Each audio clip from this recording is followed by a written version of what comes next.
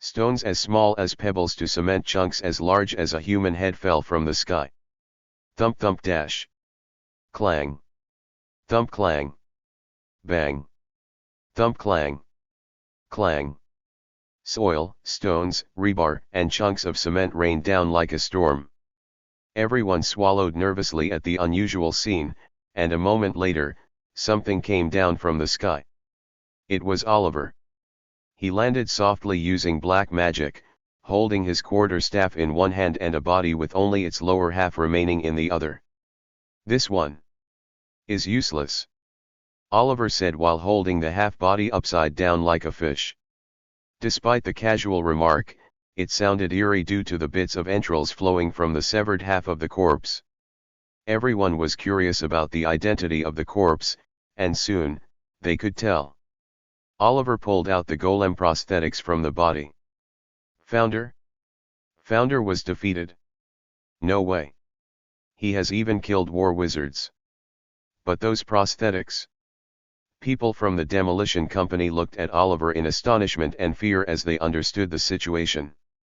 Emboldened by this sight, the eviction dwellers' labor union shouted, "We won. Dave won. It's our victory. Ha ha ha.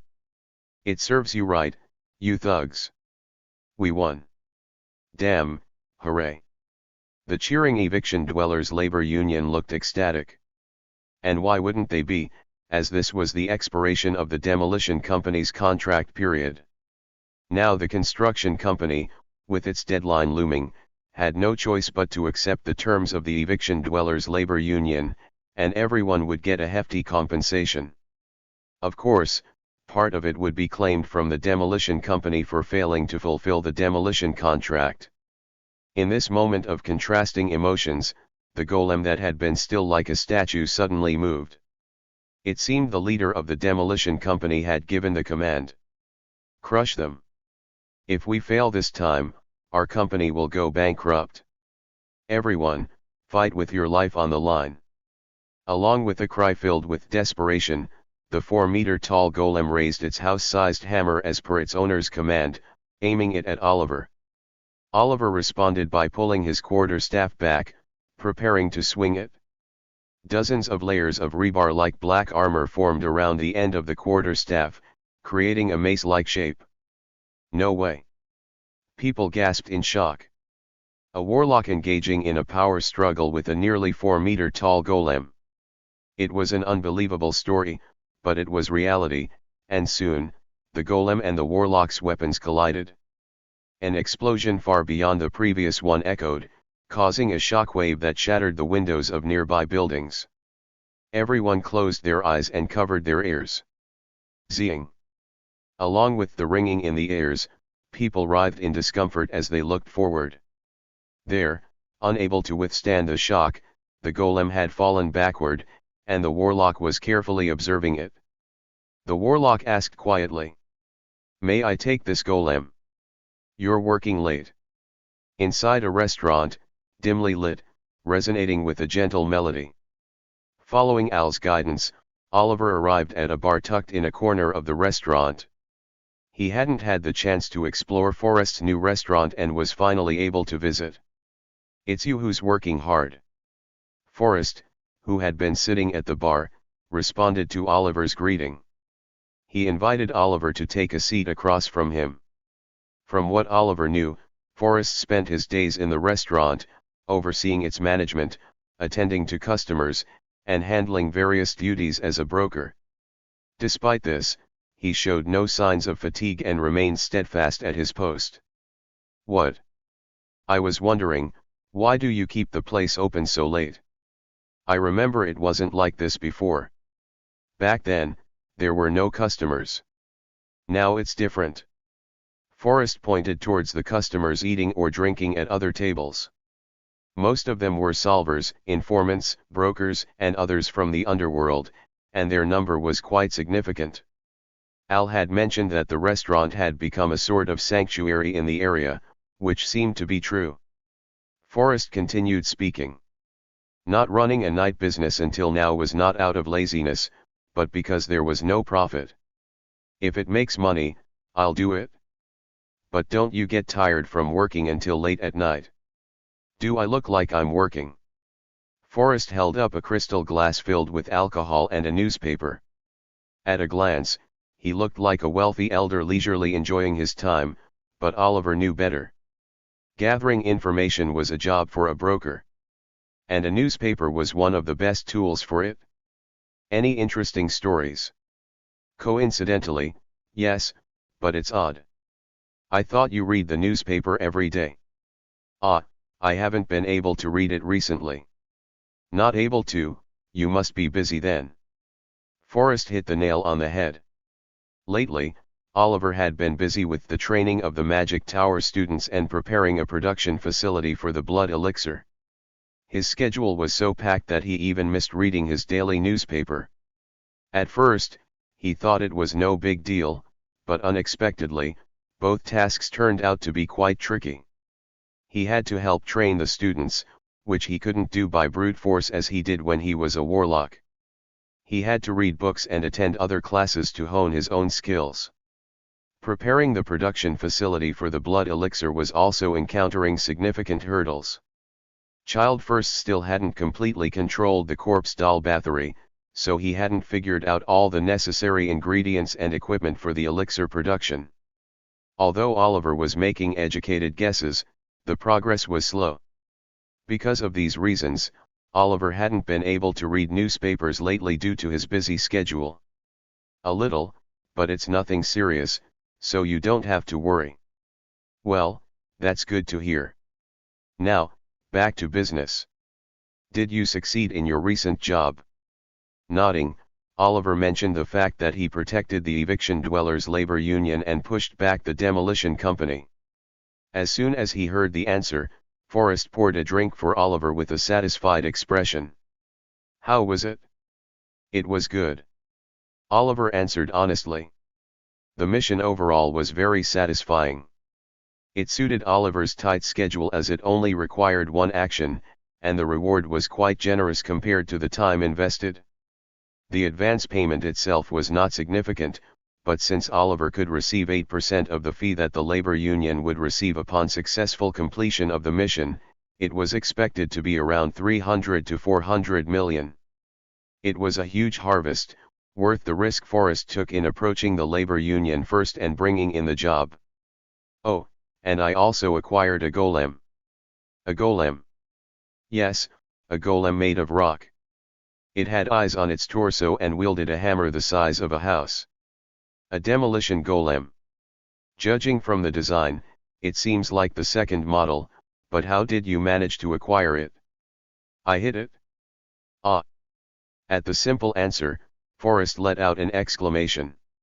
He didn't ask for that, but he decided not to pry any further. The original question was how Oliver handled Founder. From his healthy appearance and conversation, it seemed that neither Founder nor the golem had given Oliver much trouble. Founder was a mercenary with a reputation in Landa, and the golem was a weapon that was hard to stop without considerable firepower. His skills were indeed astonishing, now seemingly limitless.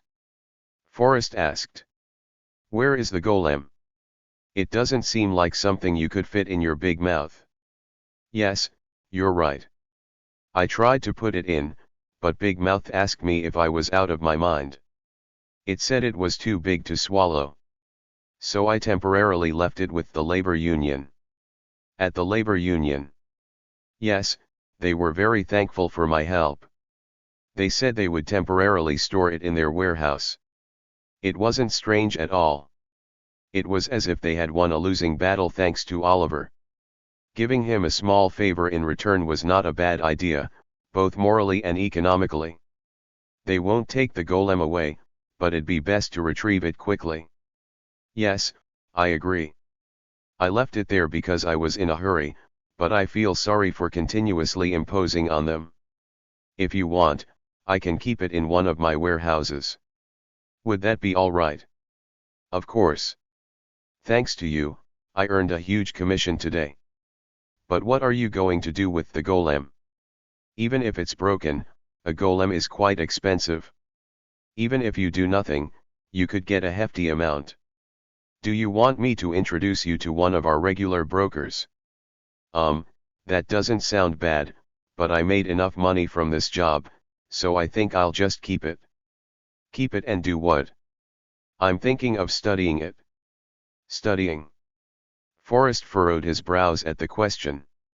It made sense, as a golem was a piece of technology so advanced that there were specialized institutions dedicated to it.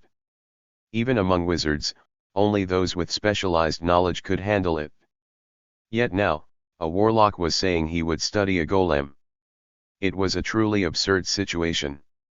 Yet, the even more absurd thing was that it felt like Oliver could actually do it, despite having no evidence to support it. I'm not even surprised anymore. Pardon? Nothing, nothing. Do whatever you want with your loot. But you'll need a considerably large space to study a golem. Oliver nodded his head. In fact, he had thought about that issue, albeit briefly. While his new residence had a spacious basement, it was too small to study a golem. I'll keep it for you, so you can pick it up when you're free. Would that be okay? If I didn't intend to do that, I wouldn't have offered. Just say thank you. I truly appreciate your kind consideration. I'm always kind to people who bring in good money. I'm materialistic. The labor union and the construction company will start negotiations tomorrow or the day after at the latest. As the eviction dwellers' labor union have the upper hand right now, they'll probably agree to their demands. This will also increase your remuneration. As soon as the negotiations are finalized, I'll let you know and get the remaining payment from the labor union. Yes, please take your time. I'll do it quickly. That way, I can get my commission too. Forrest joked naturally. Oliver was envious of that ability. He wasn't able to do it. As the conversation neared its end, Oliver casually checked the time. It was quite late. Even if he went home now, he would barely be able to sleep for 1 or 2 hours. Oliver asked Forrest for permission to get up from his seat. Of course. I held you up too late. No, not at all. Then, I'll take my leave. All right, take care. Oh. Are you not going to ask about that? What do you mean? I said I saw something interesting in the newspaper, didn't I? Ah. I forgot. What's the interesting news?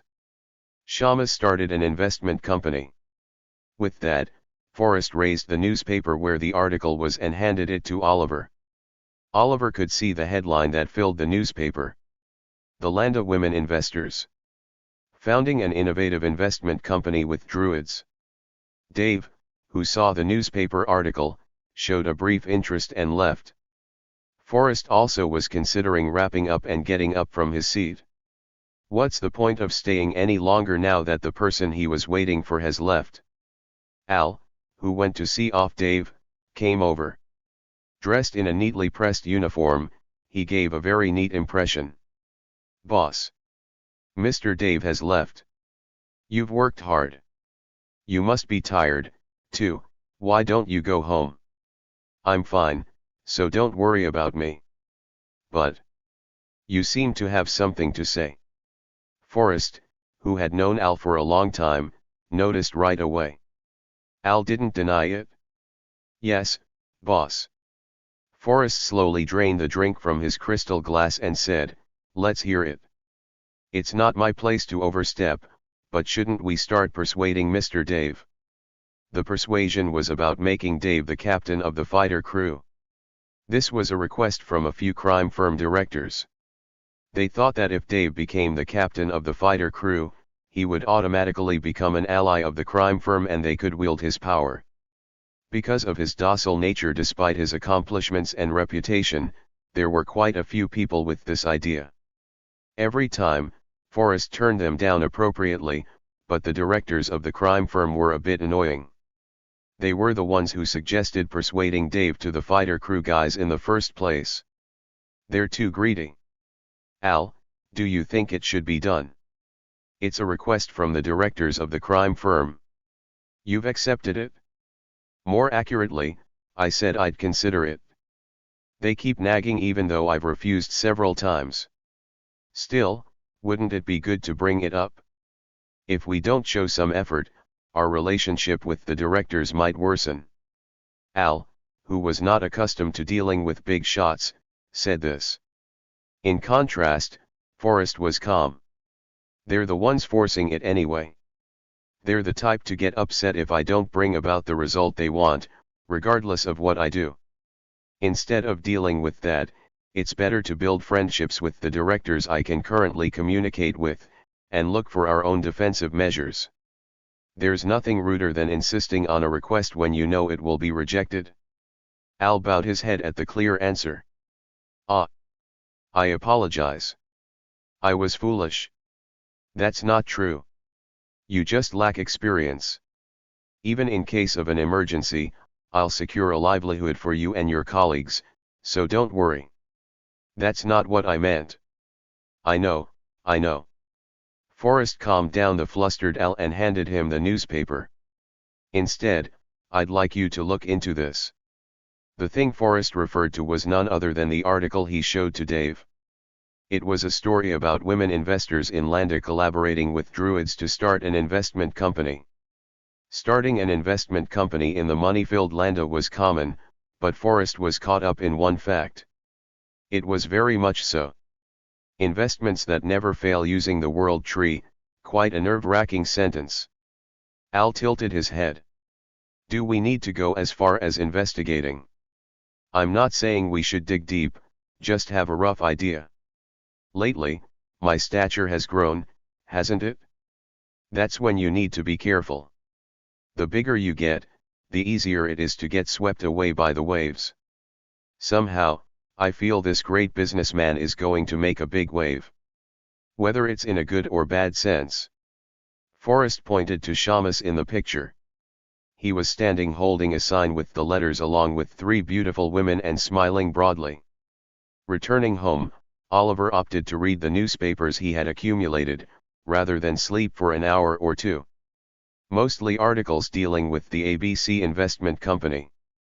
The investment company founded by Druid Shamus and his girlfriends was covered in numerous newspapers, including The Talker, No Credit, Liar, Gibberish, and more. The content was extremely interesting. They caught people's attention with powerful headlines, aroused interest by dramatically depicting the lives of the founding women investors, and guaranteed credibility by mentioning that they had already secured billions in investment funds. It was as if they were paid to write it. Nevertheless, the ABC Investment Company itself was truly fascinating. The fact that billions in investment funds had been collected was undeniable, and each investor who contributed was notable, either wealthy individuals of Landa or nobles who owned large plots of land in the provinces. Among these, what piqued Oliver's interest most was the world tree. According to the articles, Shamus had built an investment system by documenting a tremendous amount of investment information in a part of the world tree, arguing that it's impossible to lose money because they're going to invest based on this. People make mistakes. But nature doesn't make mistakes. And the world tree certainly doesn't make mistakes. Shamus argued as such in one article. It didn't seem particularly logical, but people's reactions were heated. The world tree was a magic of magics that even wizards couldn't handle properly, and it was an even more unknown territory for ordinary people. The fact that they're using such a fantastic technology for investment caused people to show even more intense interest and trust. Of course, some newspapers like The Inconvenient Truth and Cassandra doubted Shamus, going so far as to denounce him as a fraud. Given the fact that Shamus was a druid who knew how to professionally handle the world tree and he had already made substantial achievements with the financial statements and testimonials of investors, they couldn't garner much response. On the contrary, Landa's largest newspaper, The Bugler, asserted that Shamus's investment company uses a miraculous investment method that never fails, and that Landa will become a utopia where everyone becomes affluent due to this. Oliver, who read all the newspapers he had accumulated over a few days, felt satisfied. It was a story so interesting that it was worth reading even without sleep. However, At the same time, Oliver felt an inexplicable emotion. Although he hadn't studied the world tree in detail and thus found it hard to voice an opinion, he wondered if that could really be done. The world tree was still an unknown area that even wizards couldn't properly grasp its nature. Mr. Zenon?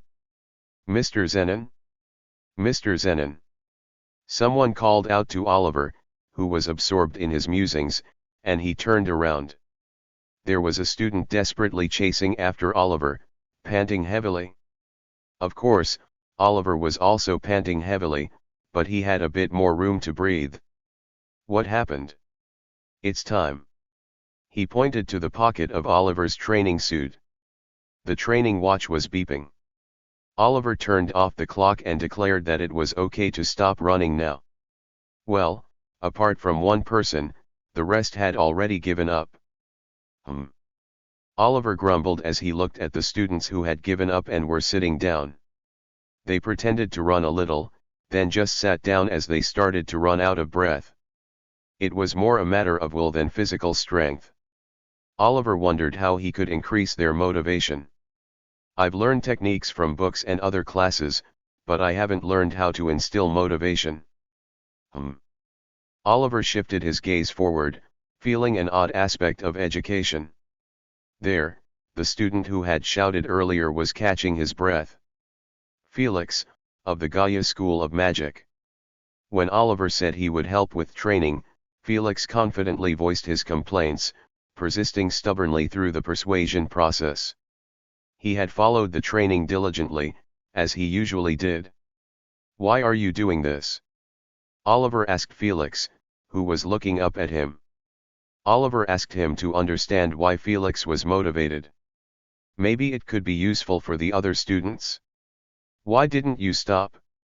I said you could stop when you hear the clock beeping, didn't I?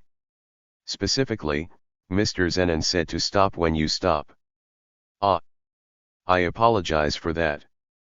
I was distracted. That's okay.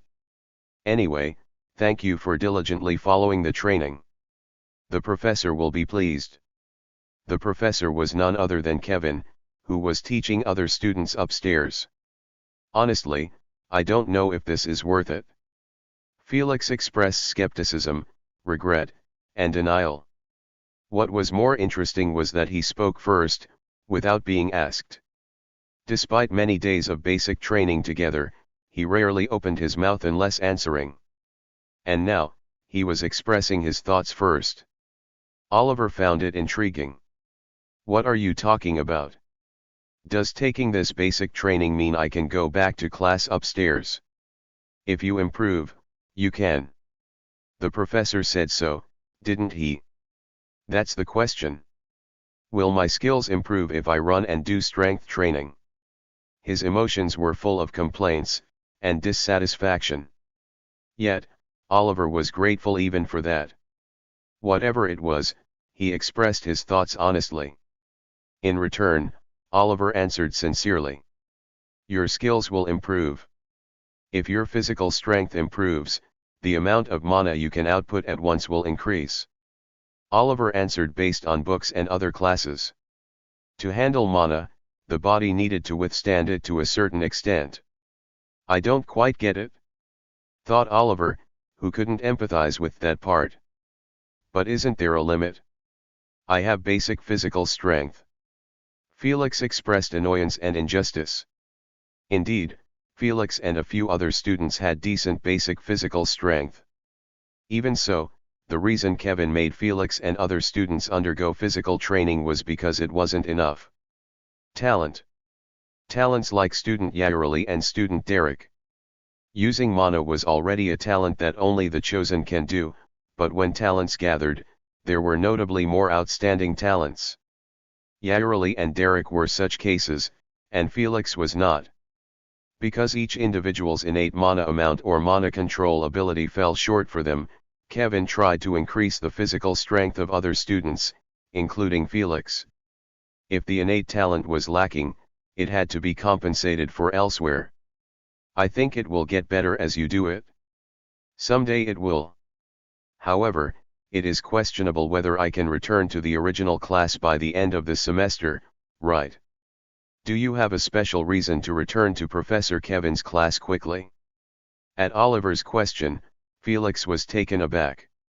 It seemed there was a reason. Isn't it just embarrassing to do this? At least, I should receive direct guidance from the professor. Well. I see. Then, please try a little harder. I will help you as much as I can so that you can return to Professor Kevin's class as soon as possible. Felix looked at Oliver in silence, shining with questions like what and how. Oliver did not respond to his gaze, and looked around at the other students. Then, let's move on to the next training. Here is the report. After the class was over, Oliver submitted a brief report containing the amount of training the students had digested and personal opinions on it to Kevin. Kevin flipped through the documents as usual. It looked like he was roughly browsing, but it was a preparatory process to scan once before looking in detail. It seems that students are not following the class well. I apologize. Kevin shook his head. Why are you apologizing? It's the fault of the person who can't teach if they can't teach, but the lack of will is their own fault. Kevin spoke with a sense of contempt. He was definitely skilled and responsible, but equally strict. But student Felix is working hard. Kevin carefully read the page where the contents about Felix were written, unfolding it again. He seems to have the will. Yes. However, the ability to control mana is somewhat lacking. It's not fatal, but it's average or less. It's a shame because the amount of mana is considerable. It's a pity. There was no contempt, but it wasn't a good evaluation either. Oliver asked, is it that level? Sadly, it's true. Lack of mana control means that there is a limit to the level of mana you can handle, and even before that, it means that the casting speed is slow. While it's the same in every battle, especially in magic, quick-wit is important. No matter how strong the firepower is, if you get hit first, it's the end. Oliver agreed with Kevin's words. At first glance, magic may seem like a simple overpowering force, but that was just one of the biggest features and advantages, not the entirety of magic. Several abilities such as quick-wit, coordination, and application ability had to be backed up for the firepower to shine. Especially, elemental magic had such a tendency. Will mana control ability not improve with practice? Like student Derek. Recalling Derek, with whom he had a duel at the last party, Oliver added. His skills had improved remarkably. Beyond simply attacking with magic, he maximized his power with minimal mana by combining it with other magic, and dominated space itself by utilizing the characteristics of fire magic. A level better than most of the wizards Oliver had seen. However, Kevin's reaction was skeptical. It's not wrong, but it's hard to generalize. Pardon. It's true that mana control ability can also improve with effort, but it's difficult for everyone to achieve the same results. To be more honest, it's not possible. Kevin asserted. There are people who go 10 steps when others go 1 step by innate talent. The less talent, the sooner you hit the wall. A wall?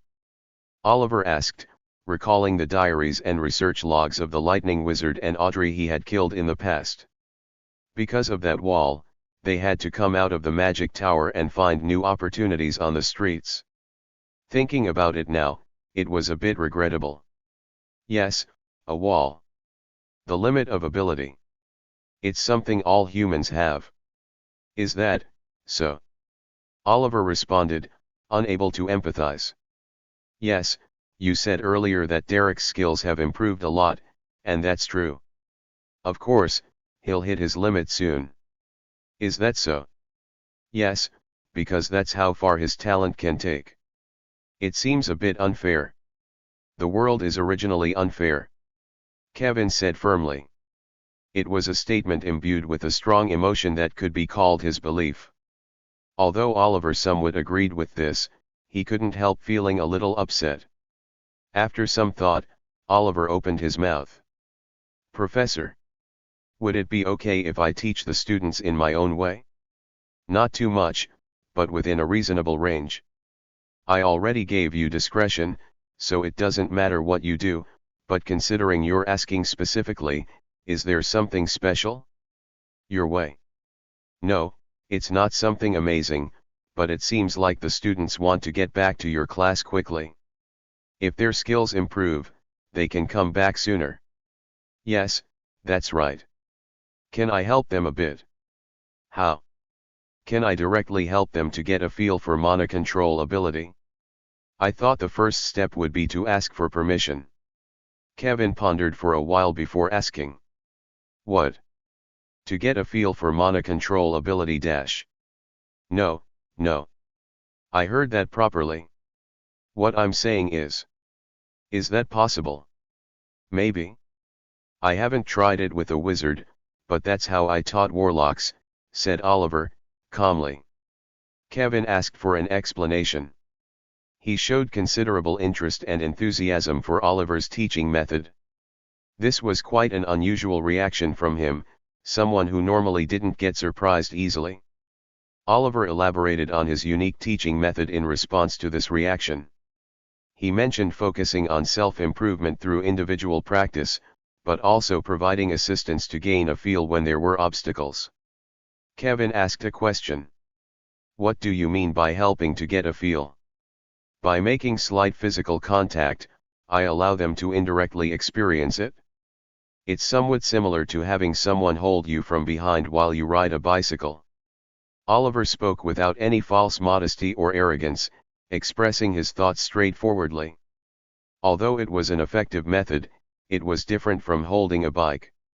However, Kevin's reaction was slightly different from what was expected.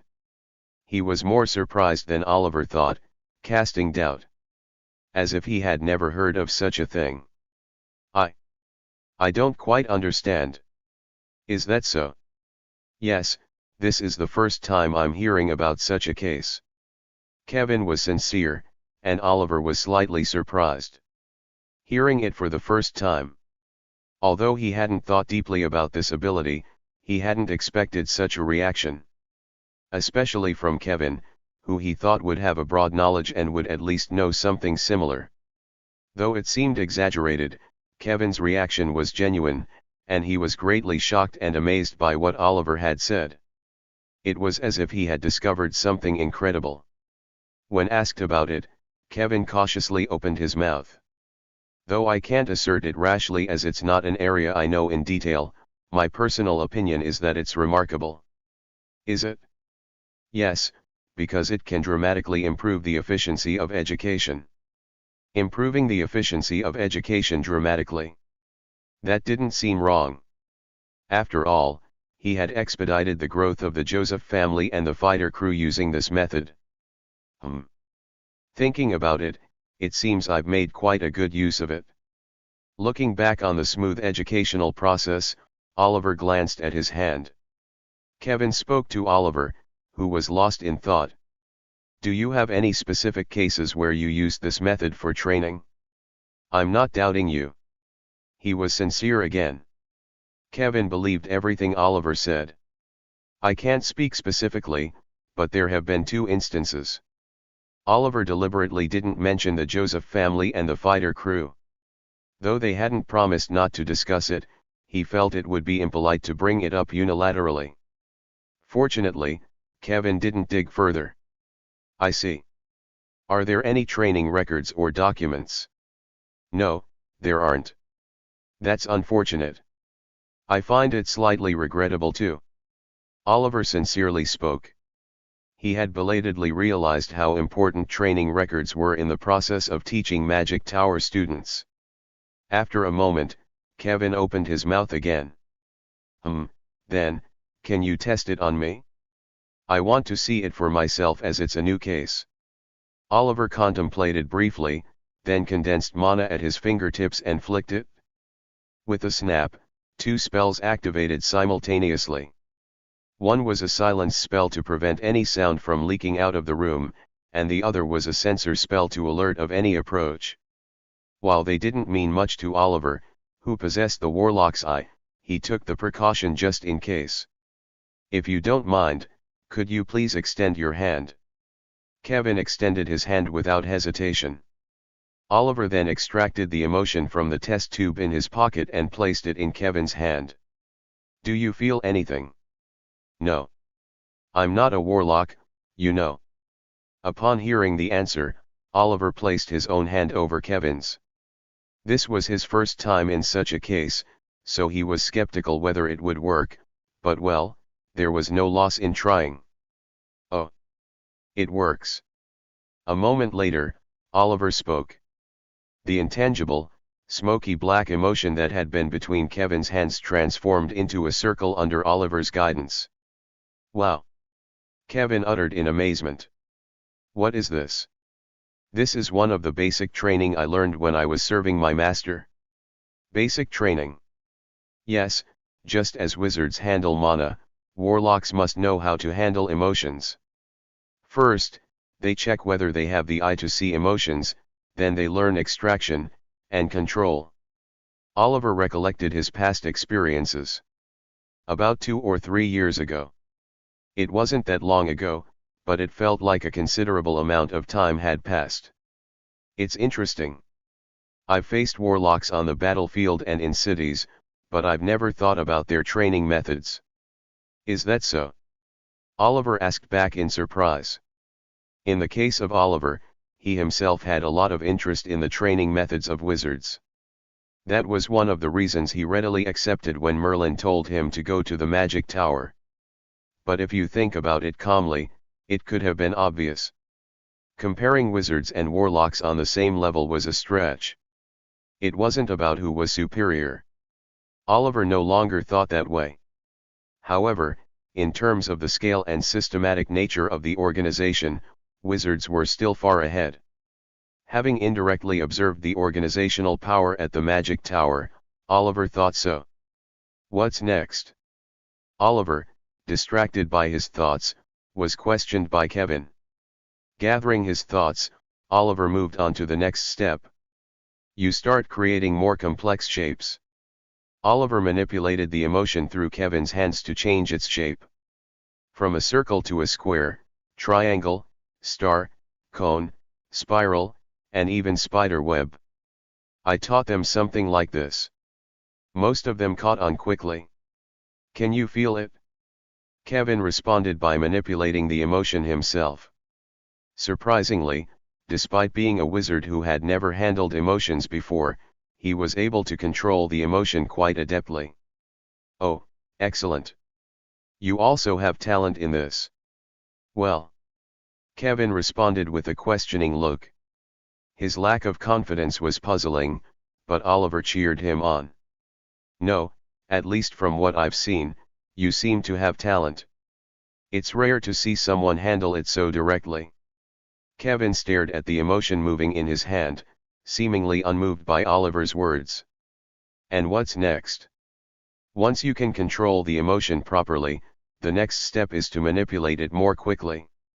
Oliver held up his index finger to the back of Kevin's hand and once again took control of the emotion. The emotion in Kevin's hand morphed freely, like a living, shapeless creature, tracing a certain flow. It was so quick that it was difficult to follow with the eyes. However, what's important here is not just the speed, but also accurately forming the shape. Okay, I understand. It's similar to mana. Oh. I agree. Although magic and black magic seem very different, in my personal opinion, they seem to have a connection. Oliver responded enthusiastically. It was delightful to hear a wizard agree with the thought he had harbored for a long time. However, Kevin only stared at Oliver without any particular response. Did I say something wrong again? No, it's not that. But can you apply this to magic? I'm not sure about that. After all, this is my first time teaching a wizard. While it was a correct response, the somewhat audacious reply seemed to perplex the listener. Fortunately, Kevin had become somewhat accustomed to Oliver and was not so shaken. Good. Then, test it on me. Can I do that? Of course. I would rather like to ask for it. Ah, well, I will gratefully conduct the experiment. Oliver held up his hand in response, and then placed it on the back of Kevin's hand. But are there any spells you can't cast? Oliver asked belatedly, remembering a crucial fact. Kevin was a wizard of the magic tower. Moreover, he was a master. The rank following the Grand Master, and the one master was the master. It was absurd to indirectly teach magic to such a person. Kevin also seemed to realize this fact just now, and hesitated for a moment. Well, spatial magic. I'm not very good at that either. What about ice or air magic? I can use all elemental magic. The proficiency difference is all. The same goes for pure magic. Ah! Oliver exclaimed, looking at the too competent Kevin. Being too competent was a hindrance. It was a tricky situation. In the midst of this, a good idea suddenly crossed Oliver's mind. Excuse me. Oliver again embraced Kevin's hand. What are you trying to do? Just wait a moment. Oliver focused his mind and controlled Kevin's mana through the back of his hand, causing a small flame between his hands. This is not an ordinary flame. Kevin interrupted Oliver's explanation. It's Wile's flame. Do you know each other? No. I just heard rumors when I was a war wizard. There's a guy who uses a malicious flame that sucks up mana. But you're using it now. I worked together on the last trip, and I just copied what I saw then. Oliver casually said it was nothing, but Kevin was confused. He had been interested in the spell and researched it, but he couldn't achieve significant results. But Oliver had implemented this by merely imitating it, a casual response. However, what was even more shocking was that he was teaching this to Kevin. The fact that he understood this complex spell and the subtle tricks by just touching hands. He couldn't figure out what to say. Do you understand? The spell and the trick to handle it? Oliver asked, and Kevin answered. I think I understand. As if to prove his words, Kevin carefully controlled the flame that could even engulf the spellcaster. It was a bit clumsy, but considering it was his first time handling it, it was quite impressive. Thank goodness. So, can I help the students I'm currently in charge of with this method? Do you plan to help them from start to finish? Oliver shook his head. No, not that. I'm just going to help them a little with the parts they're struggling with. If they can't make a circle, I'll show them how to make one to get a feel for it. The rest they have to learn on their own. I kind of get what you're saying. Did you teach the other warlocks the same way? Yes. I'm just curious, why did you teach them that way? It would have been faster and easier if you taught them this way from the beginning. I just helped them with their efforts, wouldn't that be missing the point? Oliver answered with a face as if he couldn't comprehend what Kevin was trying to say. So what did he say? In the library inside the mansion, Merlin asked while looking for a book. It was the same as before. He asked if he could use that method to help hard-working students, including Felix. He said that if he helped a few hard-working students, it would motivate the others. Answered Kevin. That's not a bad idea, mate. So, what was your response? I told him to wait a little. I said I need to ask your opinion. My opinion? Yes, aren't you the person in charge of this? And if anything goes wrong, ya reckon you're gonna pretend ya don't know? Merlin joked, but as always, Kevin didn't play along. Especially, this time even more so. Isn't this not a matter of joking? Is that so? Yes. I certainly said that we should face various situations, but this is, beyond imagination. Kevin, who had prepared for some disturbance, said so. Because it was really beyond imagination. From the way you're talkin', it seems Dave's talent is truly tremendous. Master. Talent for people means being stronger than others, or running faster. It's not a term to use when flying in the sky. It was a remark that might seem exaggerated to a stranger, but Kevin, the actual person, did not think so. This was a restrained expression. It's not like Dave simply knows the trick. From what I've seen, it's something beyond that. What? I never thought I would use such an emotional expression, but it's like sharing the talent. No, this is wrong too. To share means to give away what's yours. But he's simply granting it, like a blessing. That's not like you at all. I think so too. However, there's no other way to express it. Kevin told his honest thoughts. To be able to teach the trick of using high-level magic through just one intervention could only be described as a blessing, or a miracle.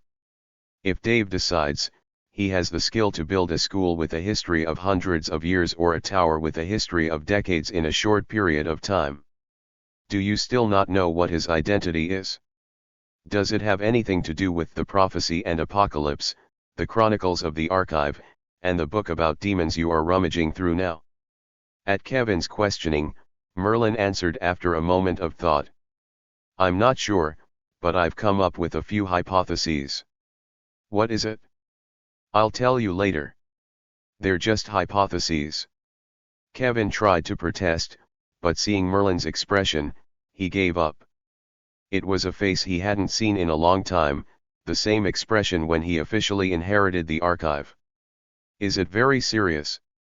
It could be serious, or it could not be. Any matter becomes a bloody comedy when ya look at it from afar. Dave asked if there was a way to contact you. He wants to meet Master. Me. Yes, he said he has a question about the World Tree. What should I tell him? That's good news, mate. I've got something to check too, so I was reckonin' 'bout droppin' by again. It'll be good for us to catch up and sort out our questions. I'll chat 'bout the trainin' then. Ya can bugger off now. Merlin finished his words and took out an old book from the bookshelf. The title was engraved on the bookshelf.